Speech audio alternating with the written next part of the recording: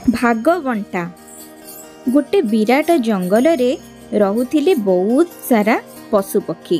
तांको भितरे अधिक सांग होई रहुथिले सिंह, बिलुआ, गधिया एई 3 जण। दिने सेमानंकु बहुत जोरे भोक लागिला आ 3 जण सांग होई बाहरी पड़िले शिकार करबाकू जंगल भितरकू। जंगलकू सेमाने गला परे 3 जण कथाबार्ता होई 3टी दिगकू अलगा अलगा होई शिकार करबाकू चली गले एवं संध्या बेलकू सेमाने पुणी सेही स्थान को फेरिले निज निजर शिकार नहीं।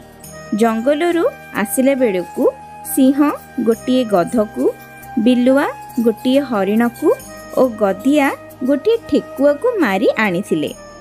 3 जण जाक शिकार पाखरी ठिया होई रही थांती। सिंह गधिया को पचारिला, बंधु शिकार को किपरि बांटिबा? गधिया कहिला, तुमे गधटा को नियो, बिलुआ ठेकुआ को नेउ आउ हरिणटा मोर। सिंह गधिया को गोटाए शक्त चपुड़ा मारिला, से सेठी मरी पड़िला। तापरे सिंह बिलुआ को पचारिला, अच्छा बिलुआ भाई तुमर मत कौन? तुम मतरे शिकार गुड़ी को किपरि बांटिबा दरकार? बिलुआ आउ जीव कुआड़े?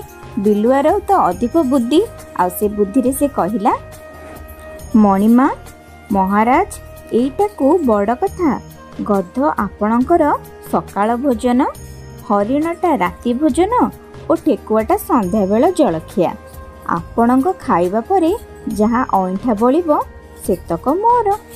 सिंह बिलुआर कथा सुनी मुरुकी हसिला आ हसी पचारिला, अच्छा तुमे एते न्याय कथा केउठु शिखिल? बिलुआ कहिला, महाराज एई मल्ला गधिया ठारू।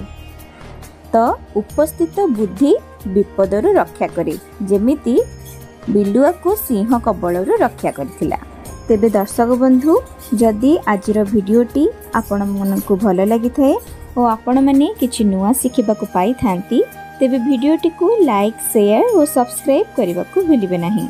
भिडियोटी को शेष पर्यंत देखिथिबारु धन्यवाद। जय जगन्नाथ।